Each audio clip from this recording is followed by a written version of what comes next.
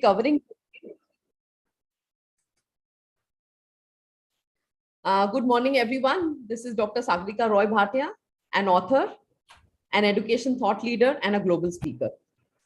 Well, today what I would be addressing is the book, the third book, that is Rich Dad, Poor Dad.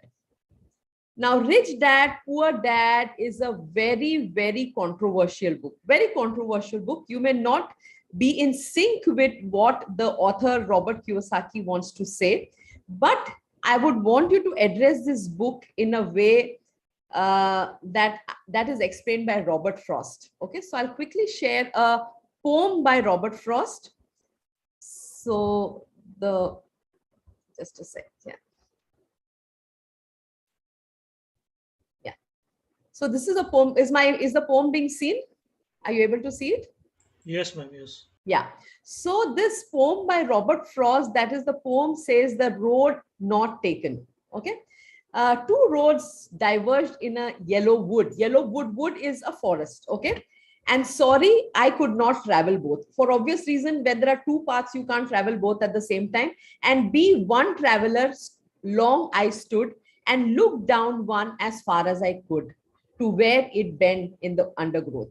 So the traveler, Robert Frost, was alone, and there was one road taking two paths. He was just one traveler. For obvious reasons, he couldn't have taken two paths. So he just stood and he just wondered, which path should I take? So that was the first stanza of the poem. The second stanza of the poem says that then took the other as just as fair, and having perhaps the better claim, because it was grassy and wanted wear. Okay, though as for that passing there had warned them really about the same. So then he decided, he was in two minds, which part do I take? Then he saw, okay, there is one road which is extremely grassy. Whenever you walk on one road, the grass goes away. Normally, whenever in the village you're walking, you're crossing roads, you will go to a path that has where the road is already made. That is, there is no grass on that particular road. So he saw another road which was very grassy. So he decided to take the grassy road. That means he decided to take the path that was very less traveled by people. Okay. And both that morning equally lay in leaves, no step had trodden back. So black. So, but next day when he came to the same place, he saw that both the roads, one which was already being discovered by man, and the other which was not being discovered by man, which was very grassy. Both the roads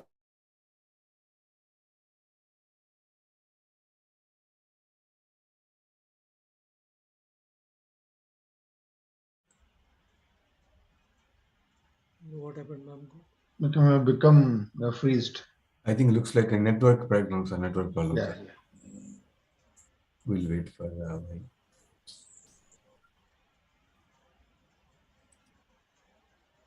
I think she took the third path.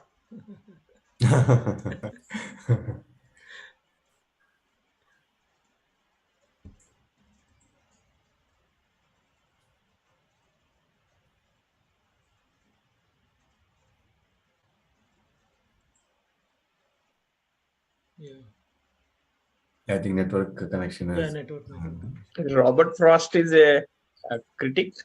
I don't think so, sir. Actually, he's a millionaire, and you can say, but he's a critic in the sense he make thought-provoking questions to wealthy people. You should become healthy. Why you should become healthy?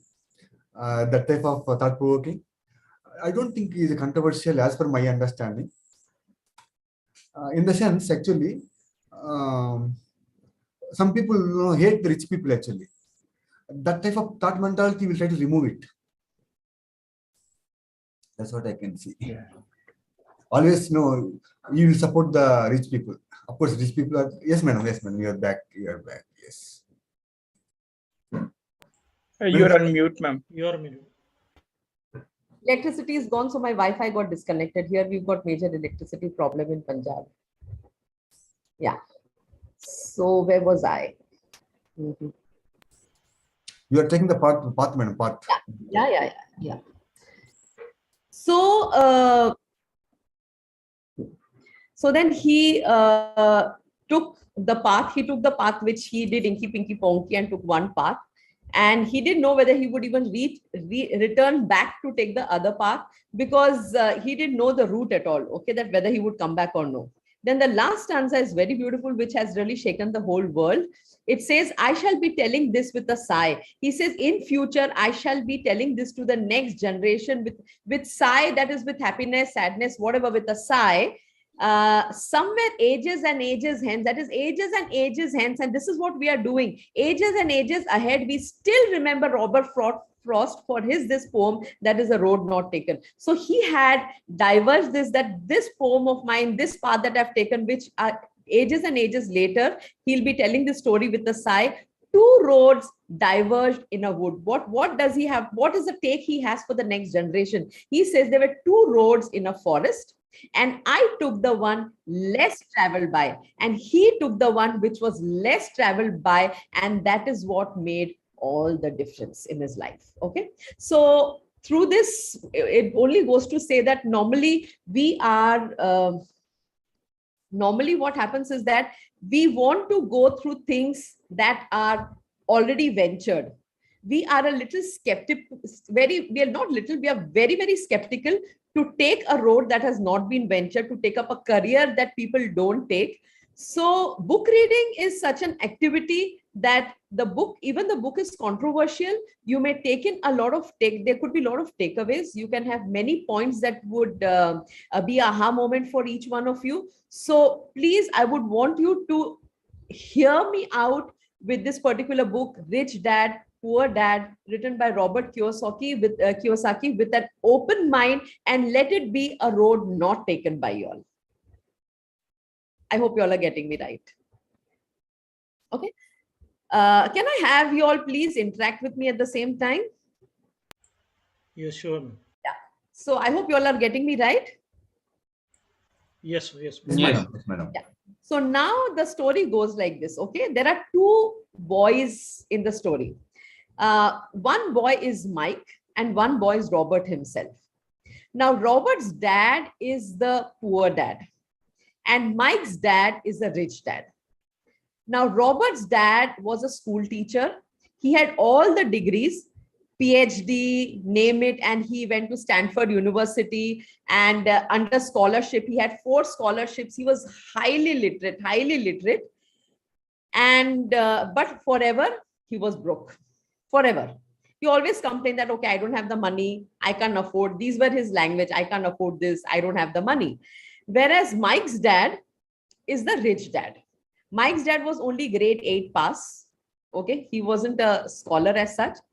But the thing is that Mike's dad always, his thoughts were very different from that of Robert's dad. So Mike's dad being the rich dad and Robert's dad being the poor dad. This is how we are going to address it. Now, what happened was, where did Robert and Mike meet? They met at school. They met at school. They were in a public school. They were in a public school. Now, what happens if you go abroad? Your public schools are marked by the area in which you stay. Okay. So it happened so that Robert and Mike happened to stay on this side of the road. So when they stayed at this side of the road, they went to a public school which had more rich kids in it. And if they would have stayed on that side of the road, the children used to go to a public school wherein the students were not all that rich. So now that Robert and Mike were in the rich school, one day there was a birthday party. It was Jimmy's birthday party. Jimmy is one of the friends in the school. So it was Jimmy's birthday party, and Jimmy was having a birthday party in the club, in a beach club. And Jimmy didn't invite Robert and Mike for his birthday party. Okay. So that was a ticking point for Robert and Mike, that Jimmy considers us poor. Because he considers us poor, that's why he didn't call us for the beach party. And now what do we do now to get rich? To show them that we are also rich. What is the next step? Okay. So then Robert and Mike, they went to their parents, they went to the father, and then they said that, see, this is what it is. And you know, when Jimmy didn't invite Robert and Mike, of course, they felt very bad. They felt very bad that they were not invited to the beach party club, but that was the trigger. That was the trigger for them to be curious to what is the reason, why are they rich and why are we considered poor? So they also wanted to get rich. So then first they went to Robert's father. They informed Robert's father that this is it. Our friend Jimmy is having a party. He didn't involve us. So that means we are poor kids. So then Robert's father told him, see, I am extremely educated, but then even I am not rich. So I'm the wrong person you are asking this question. Why don't you go to Mike's dad and ask Mike's dad? We both have the same bankers. Mike's dad and myself, we both have the same bankers. And the banker always brags a lot about Mike's dad. Okay, he brags a lot that Mike's dad is a very good businessman. He's a very thought after person and things like that. So instead of asking me, I'm just a professor. So I will not be able to tell you that why are we poor, because I also consider myself poor. I haven't made much money, but I work for the government. Okay, I work for the government. So he will be able to tell you why, how to get rich. So then, okay, then both of them, they go to Mike's dad. So Mike's dad tells them one thing, that, see, these are all noteworthy. He says, okay, you all want to, first, as soon as they enter Mike's house, both of them, when they enter Mike's house, they see two ladies sitting there, and then they see an old man working with an unironed shirt, and he's working, continuously working. So they pass through those three people. So while passing through those people, Robert asks Mike that, Mike, who are these? Who are these three people sitting over here? So then Mike says that these are the people who work for my dad. The two ladies whom you see are accountants at the superstore that my dad owns. And the third one, the man whom you see, sorry, not superstore. These are the two ladies who manage the restaurants, who manage the finance and the accounts of the restaurants. And this man whom you can see, he works in the company that my dad owns. So, so then, Robert is absolutely surprised. Oh, his father owns so many things, so many enterprises. So that is what, then he moves ahead. Then he sees that Robert's dad is sitting. So Robert's dad asks him that, why have you come here? So this is what, sorry, Mike's dad asks him, but why have you come here? So he says that this is he narrates the whole incident of the school, and he says, I want to know how to grow rich. So then Mike's dad says, fair enough. If you want to know how to grow rich, I'm not going to tell you like this how to grow rich. Okay. Now, prior to that, let me inform you about one small incident that both the boys had done. When they knew that they were considered poor in school, they wanted to start a business of their own. Okay, because Robert's dad had told them that if you want to get money, you need to work for it. So with this thought of Robert's dad, that if you want to earn money, you need to work for it, both of them thought, they opened their science book. They opened their science book, and then they saw that if you convert lead into nickel, you can earn a lot of money. So in those days, it was like this, that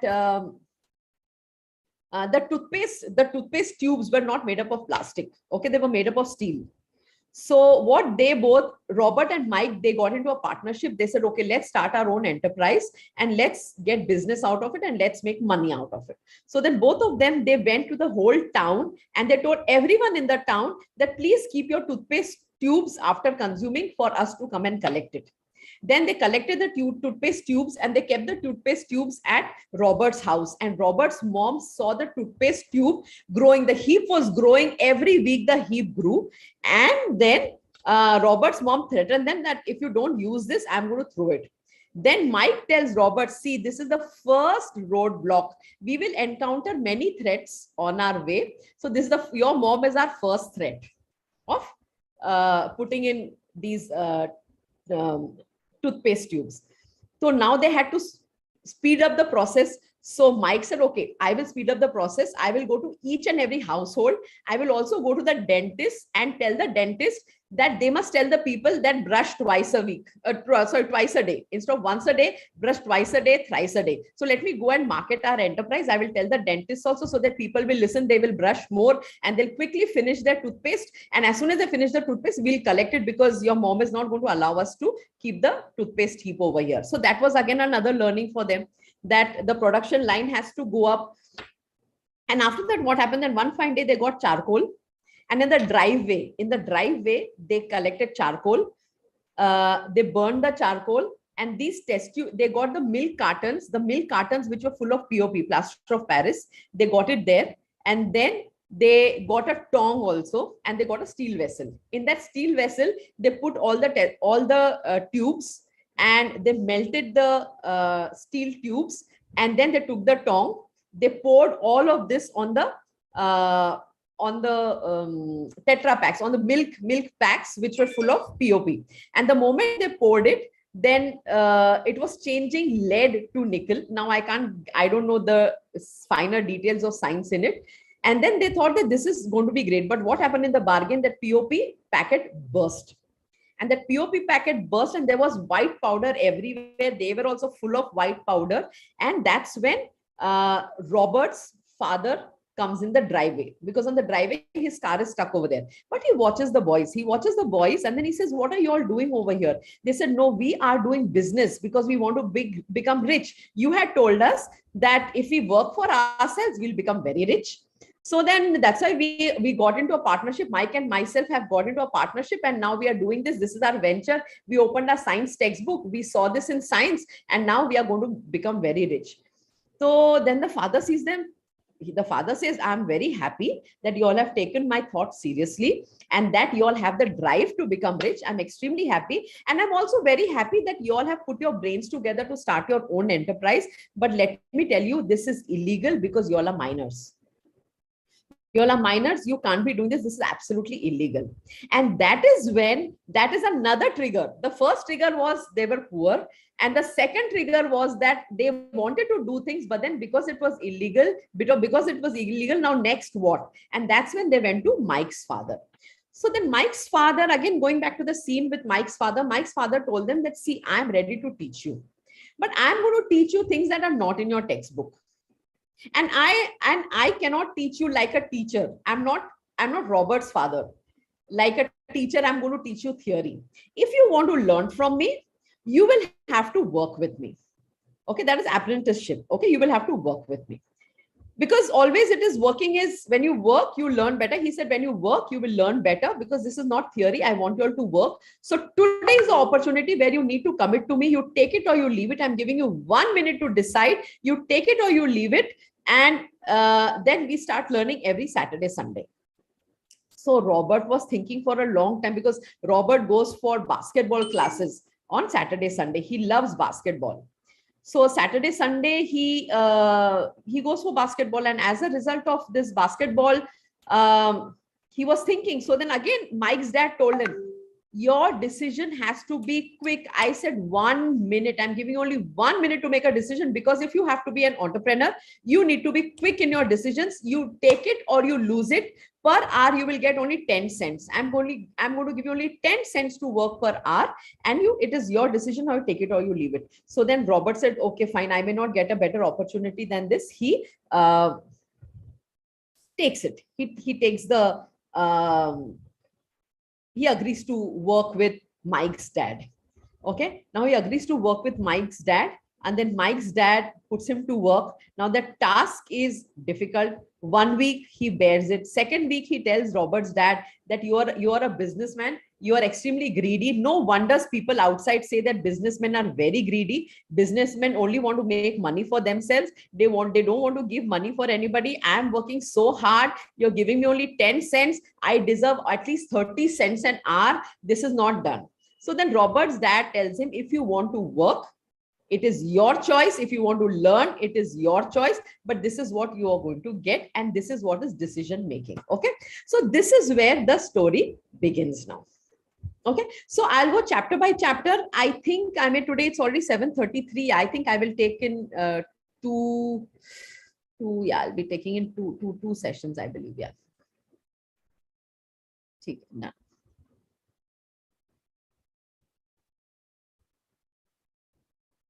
Sorry. Is my screen visible? Yes, Yes. ma'am. Yes. Okay. I'm not going for the other. Maybe next time I'll do that. Okay, so the story is Rich Dad and Poor Dad. That is book reading session by Dr. Sagarika, Roy Bhatia. This is the book cover. Okay, for last 20 years it's been selling.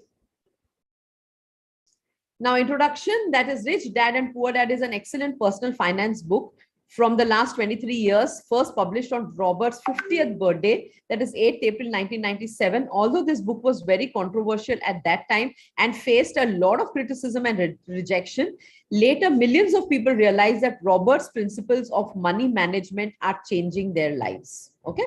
The poor dad of Robert was highly educated and intelligent and had various degrees from prestigious universities, from Stanford, as I said, whereas others had never, whereas the other dad, the other dad never finished grade 8.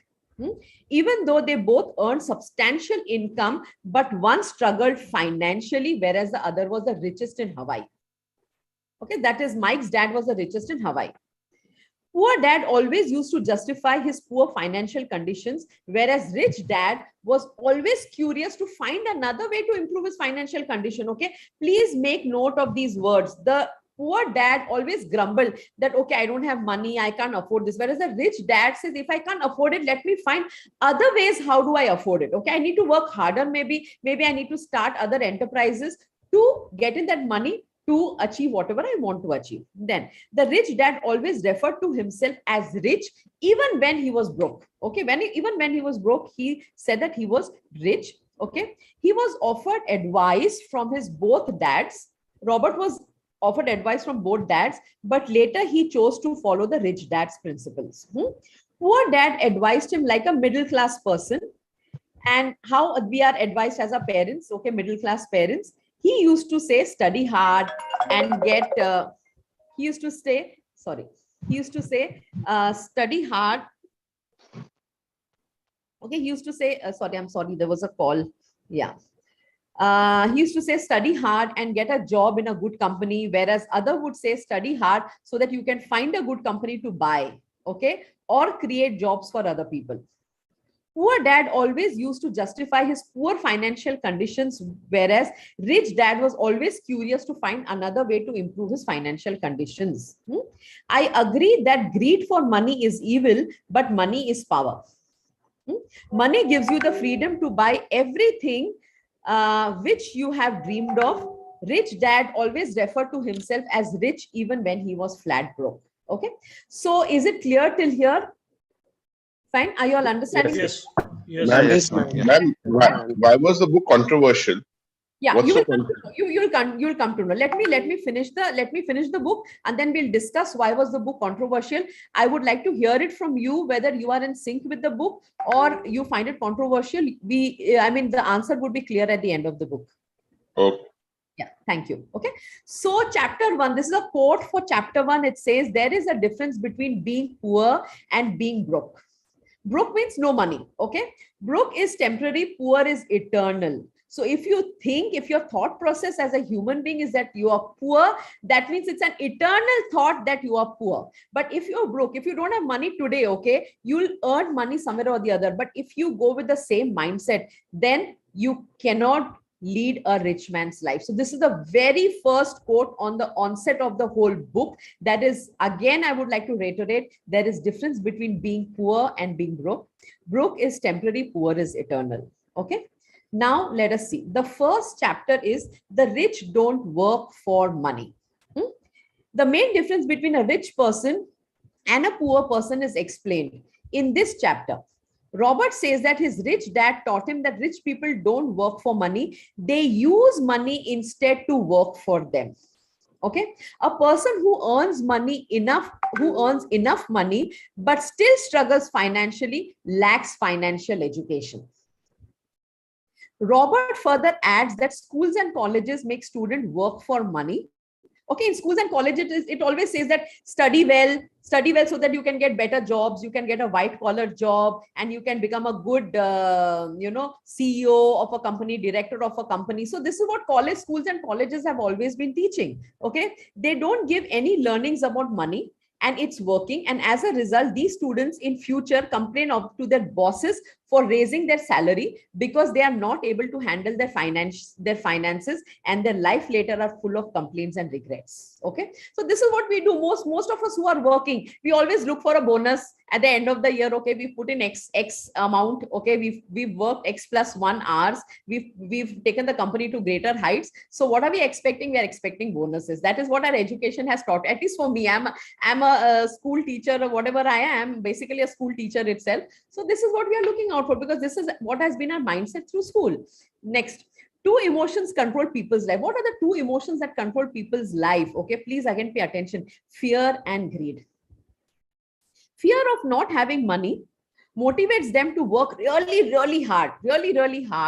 And when they get their paycheck, their greed arises for money, and then people get trapped by that money. Okay, how true is it?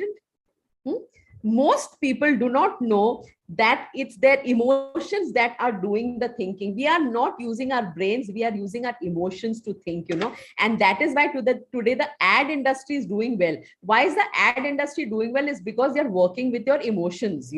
They give you such beautiful pictures, that you want to own every product, every beauty product, every tourism product, every luggage product, every food product. They play with your emotions.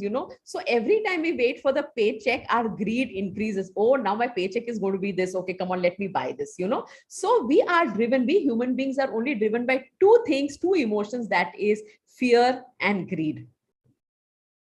Next, this is the quote. It says, so many people say, oh, I'm not interested in money, yet they all work at a job for 8 hours a day. Goes very well with me, at least. I don't know about the rest. Yeah. So many people say, oh, I'm not interested in money, yet they all work for 8 hours a day. Isn't that true? How many of you all resonate with this? Yeah, absolutely, madam. I work 12 hours. Okay. Now, why teach financial literacy? The next chapter. Why teach financial literacy is that financial literacy teaches you to manage money. To be financial literate, we should understand the difference between the 2 terms, that is assets and liabilities. Very important. Now here he's going to tell us the difference between assets and liabilities. In simple words, anything that puts money inside your pocket is an asset, whereas anything that takes money out of your pocket is a liability. Okay, very simple, the book says. Anything that puts money into your pocket is an asset. Anything that takes out money from you is a liability. To understand more about the money, we should understand the cash flow pattern. Okay, what is a cash flow pattern for a poor person? For a poor person, the cash flow pattern is a poor person always uses all the earnings for paying his expenses. Okay, at the end of the month, all the money is gone for paying expenses. Sorry. Okay, next, for a middle class person first buys liabilities. First will go buy a car, buy a house, from where all money is going. Okay, the middle class will always earn money and first go and spend in liabilities.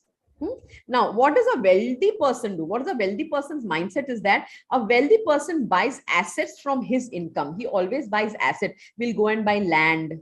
Okay, we'll go and buy another company, we'll take over another company, we'll go for a joint venture, we'll go for a merger. Clear? So a wealthy person buys assets from his income, whereby increases passive income by acquiring more and more assets. Okay, more and more assets first, and then he uses this passive income for paying his expenses and liabilities. Because Mike's father had a number of enterprises. He had few supermarkets, he had few landed properties from where he was getting money, he had few restaurants from where he was getting money. So he had generated assets which was giving him passive income. So what you're seeing today in all the slides is Mike's dad teaching Robert about all of this. So everything, I've put it in a slide, but in the book, these are all teachings that Mike's dad is teaching Robert, that this is a poor man's thought process, this is a middle class man's thought process, and this is a wealthy man's thought process. So he has very clearly distinguished the 3 layers of people. So I hope you get some feel and why a rich person is rich, because he has enough of passive income. To be rich, everyone should focus on acquiring assets and reducing the liabilities. And remember that money without financial intelligence is money soon gone. If you don't have the financial intelligence, money is soon gone, finished. You are dusting your hands and your hands are empty. Yeah. Rich people always try to acquire more and more assets. The poor and middle class acquire liabilities that they think are absolutely assets. Yeah, we feel, oh wow, I have a good car. Oh wow, I own a good house. I own a good sofa set. Yeah, I own all of this. So then we feel that oh, we are very rich, that we have everything. But actually, these are all liabilities and not assets. So the middle class always thinks that the liabilities are their assets. Next, an asset puts money in my pocket. A liability takes out money off my pocket. This is what, see, these things are all Robert's sayings, Robert's main sayings from every chapter that I'm going to be putting it in an image. Okay, so this is what is Robert's takeaway from this, from the second chapter.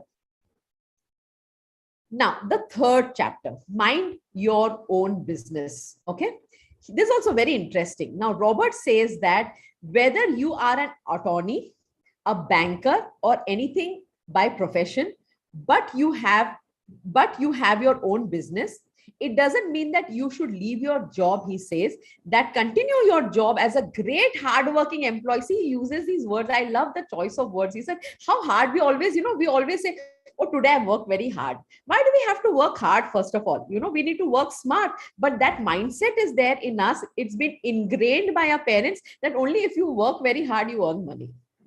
So he says that continue your job as a great hardworking employee, but you should keep building your asset column. So he's first, in the previous chapter, he showed you that what is your liability, what is your asset. So he says, no problem. You are in a profession. You may be a doctor, you may be a banker, you may be an attorney, you may be a lawyer, whatever you are. But see that your asset column is rising and your liability column is falling. Okay, that is, keep building on your asset column. Now, it is seen that when people earn some money, they start spending on luxuries. Yeah, very soon. Okay, I want to take this trip. Okay, I want to go there. Okay, I want to buy this. Already a list of buying things are already ready. I want this, I want that. Okay, and now Myntra and Flipkart and Netflix and your Amazon, everything has a palm top. You already have your list ready. Your bucket is full. Your bucket, you keep putting things in your bucket. That next salary I'm going to get and I'm going to empty this bucket. So this is what it is, that people normally earn money to start spending on luxuries. I think this is a foolish way of management of money, because people should first build their asset column and generate enough passive income to afford the luxury. So what he says is that it is good to have luxury, but ensure that you are buying luxury out of your passive income, out of your main income. Buy asset. That asset should generate you money, and with that money that you are generating, that is your passive income, you start buying your luxuries. Okay, that's the difference. So start minding your own business. Keep your daytime job, but start buying real assets, not liabilities.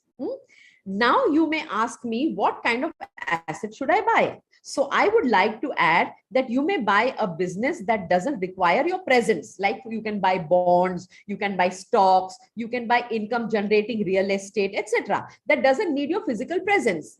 In your salary, allot a certain amount to buying these assets. And when you buy these assets should be working for you. They should be generating your passive income, okay, for you. And most importantly, you should buy assets that you value and generate income for you. And most importantly, you should buy assets that you love. Because if you don't love, you won't take care of it. Like if you buy bonds, if you buy your shares and everything, if you are just doing it because, okay, Brahmanji says you should have a passive income, and IK sir says you should have a passive income. So we are just, okay, going to Zerodha and just investing blindly, just doing it just because they have told us and not because we've got love for it. When you love what you are doing, you will start taking care of it. He says, you see, and this is so true even today after 20 years. Even today, this book is so valid that only when you do things that you love, so that you start taking care of that. So in conclusion, I would like to say that rich focuses on their asset columns while everyone else focuses on their income statements. We are so happy. Wow, I have a 5-digit income. Wow, I have a 6-digit income. Wow, awesome. Now everybody is working towards 7-digit income. We all are working towards 7-digit income, right? Now that, so 7-digit, then that's not the end. The greed keeps on going. But what is it? We working class people are always looking at an income statement, whereas a businessman is always focusing on his asset column, and that asset column is going up and the liability column has to come down. So you see where is the mindset of the rich dad and the poor dad. The rich dad, once again, just to remind the ones who've joined just now, the rich dad was the one who didn't even clear grade 8, and the poor dad was the one who had a PhD and a number of degrees on scholarship through universities abroad. One of the best universities that he was from was a Stanford University. Okay, so that's the difference between the rich dad and the poor dad. Till here, is it clear? Mind your own business. Is it clear? Can I get Yes, the affirmation? yes. Yeah, it's very clear. Yeah. Okay. Am I fast? Am I so slow? Please let me know. I don't mind. I will even go further slow. It's okay. Okay. Thank you, Ram Singh ji. Thank you.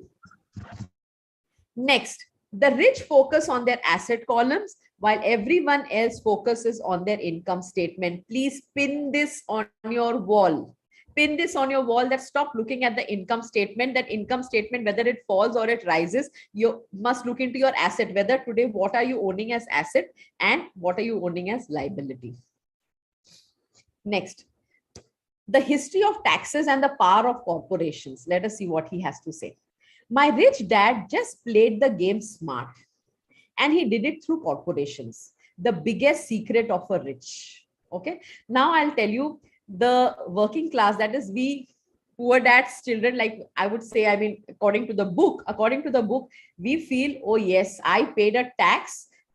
This year I paid a tax of 20 lakhs. That means chati faad ke, I'll say, okay, I paid a tax of 20 lakhs. But let me tell you, according to this book, that is not smart at all.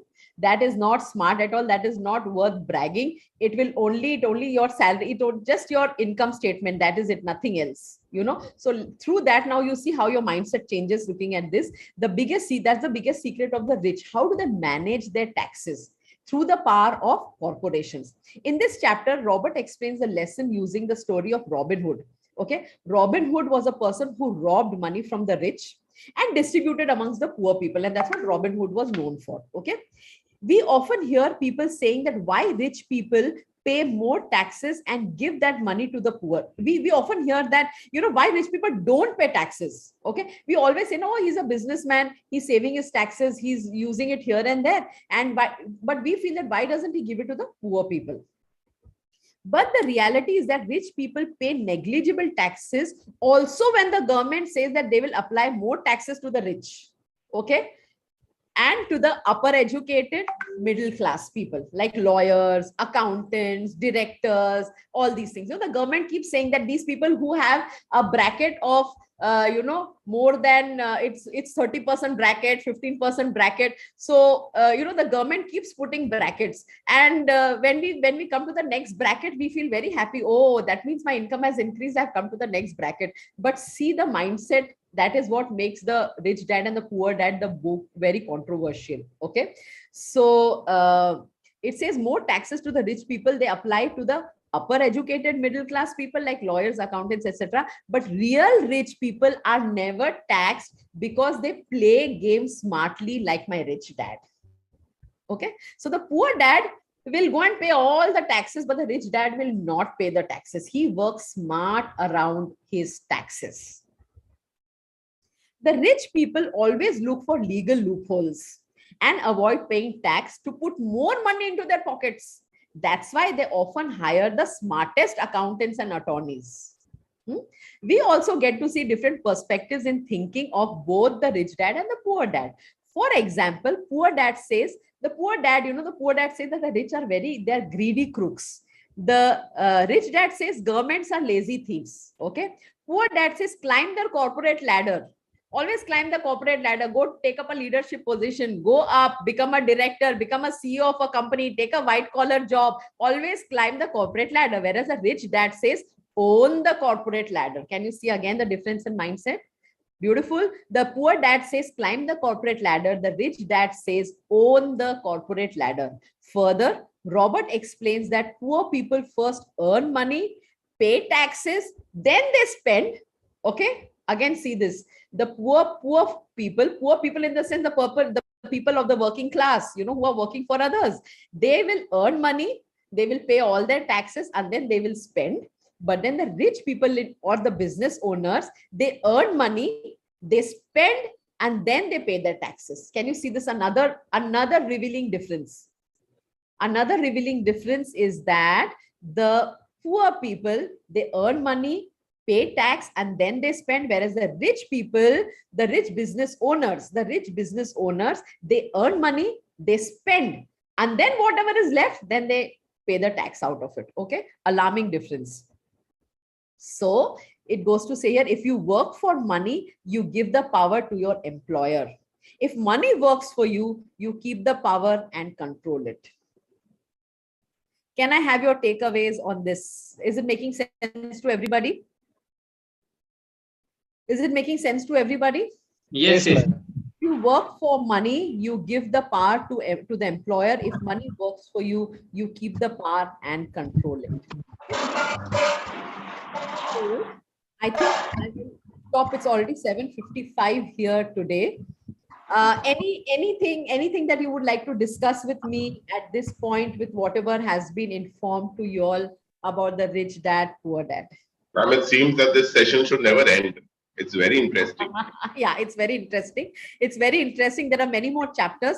In the second session, I'll finish this particular book, but there are many revealing facts, and it really works on your mindset if you read it. And you can read it over and over again. It will make more sense to you every time. Every time you read it, it will make sense to you.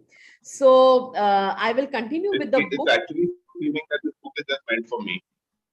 It's actually seeming that way. Yeah, it seems for everybody that it's meant for you, because we are all, we are all striving towards looking at paycheck. Oh, wow, beautiful, lovely paycheck. Oh, lovely, we are getting into that corporate ladder. Excellent, we are doing very good for the society, everything. But then, it's actually, you'll start introspecting.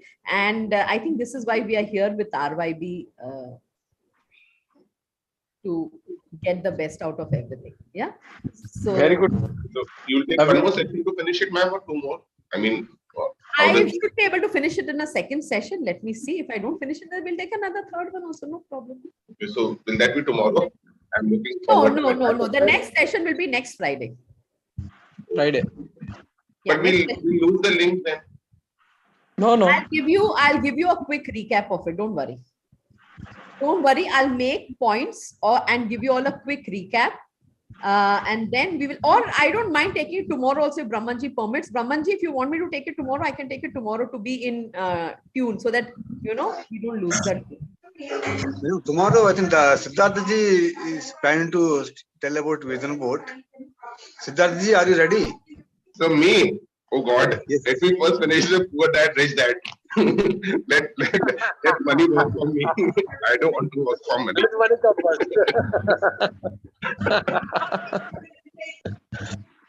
Really? Then if Siddharthaji is not ready, I think you can go ahead, madam. So then let me do the book. It will be good that in one go we finish it off, Yeah, that would be interesting, ma'am. Yeah, I'll do the book then tomorrow. Tomorrow we'll complete the book. And then I'll make my vision board once Okay, again, done. and after that. Yeah. My dad. Yeah. Then that will also help you make your vision board. Yes. Your asset column will go up, your liability will come down. Okay, done. So shall we call it a day? It's Thank you, 7:58. Okay. So see you all tomorrow. I'll see you all tomorrow at 7 sharp. Thank you, ma'am. Thank you, ma'am. Sangla sir, can you end the session, sir? I think my computer some problem was there, so you become host actually. Sangla sir become host. So who's going to put this on YouTube? Satyaji, you'll be putting it on YouTube? I think it is on the YouTube live of Brahmanji. Yes, madam. And his Yeah, channel. I'll We'll put it, madam.